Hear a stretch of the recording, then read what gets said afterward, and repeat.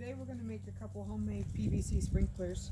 These are very expensive to buy, and you have some pipe laying around or someone gives you some pipe, it's a good way to use some alternative pipe. So I'll show you here what we're doing. We're going from a 2-inch to a 1-inch.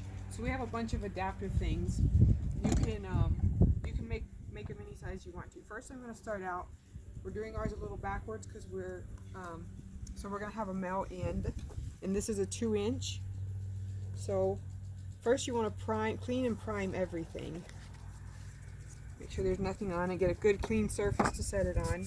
And then your pipe, you want to make sure these ridges are washed off of here. So you're going to get all those, just rub them off like that. Get it nice and clean. Make sure both ends are clean.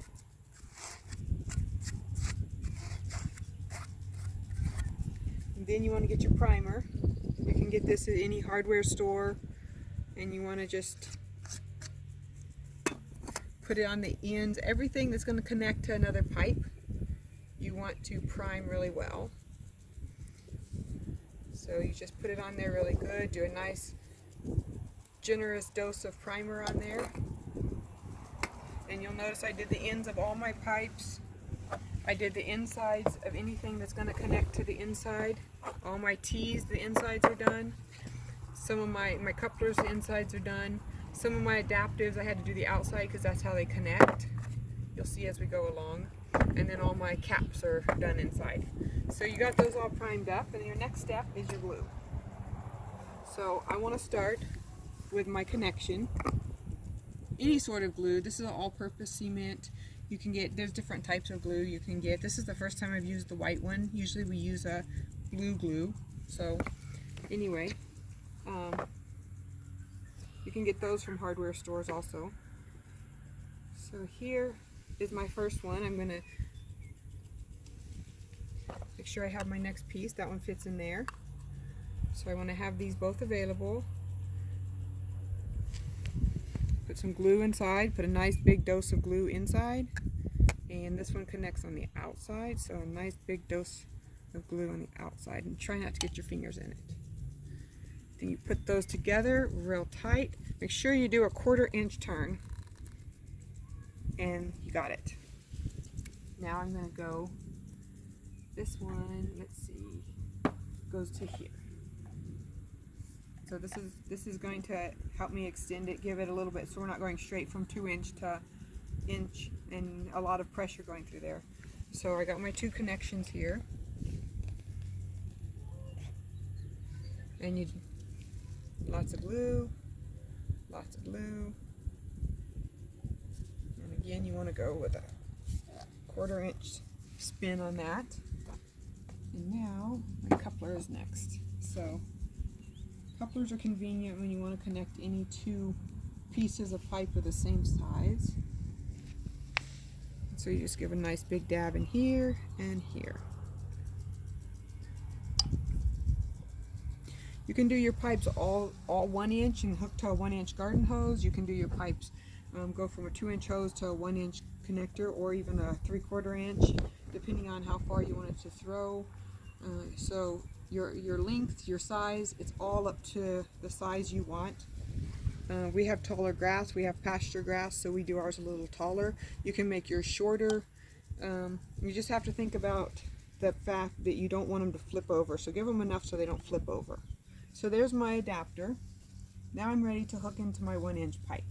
So I just have a small piece for this section because it's already got so much here.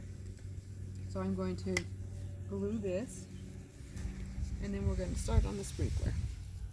So let's go fast and glue, some dabs of glue, put it there, 1/4 inch turn, and we're set. Now, if it doesn't run away, like that.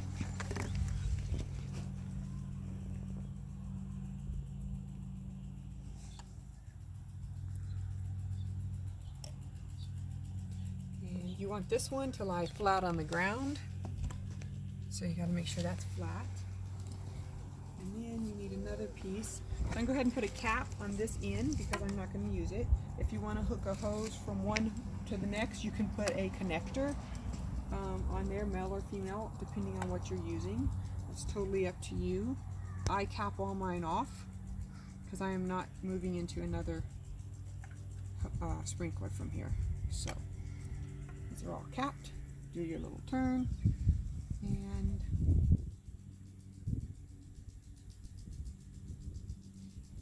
add more glue.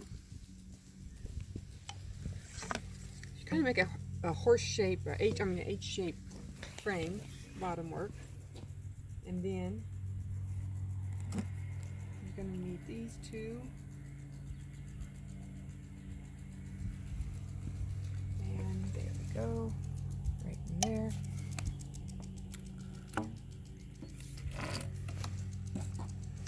PVC fits together pretty good. You always want to make sure you pre-design yours in your head when you're buying parts so you don't end up missing parts. You want this one going straight up, right here in the middle.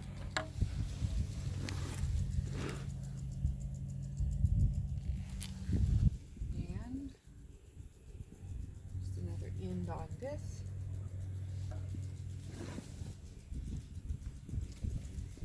And then we're just going to make a mirror copy of the other side, except for without the extension there. So we can go in. Make sure this is clean. You always want to make sure everything's clean.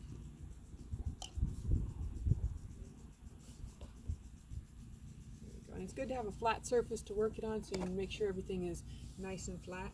Sometimes you can get just the tiniest bit of crooked. And then we're going to go ahead and cap these.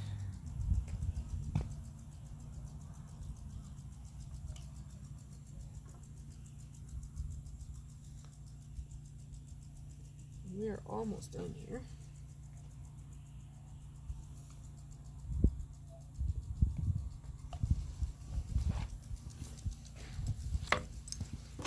And one more cap.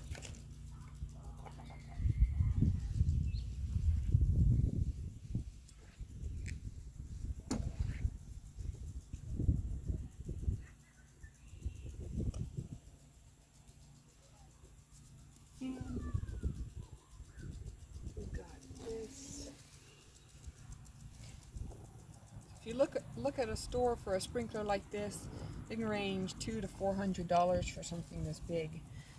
Usually they're metal, so that does. I only did one side on that one. It'll still have enough strength to hold it. So sometimes they're metal, sometimes they're plastic, usually metal.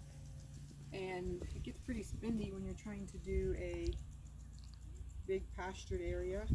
And these last just as long and just as well as anything else out there. So there you have the framework. So to finish this off, sprinklers can have male or female head. This is a female, and a male head is going to go inside. So you'll notice on this one it has the female head. And if you have a male headed sprinkler, you just screw it in there, and then your sprinkler would be done like that. And so I made the mistake of not looking if I had a male or female, and we have females, so we will be adding a male connector on that one so that we can screw that in. But then that finishes up your sprinkler, and that's how you do it. Save yourself a bunch of money.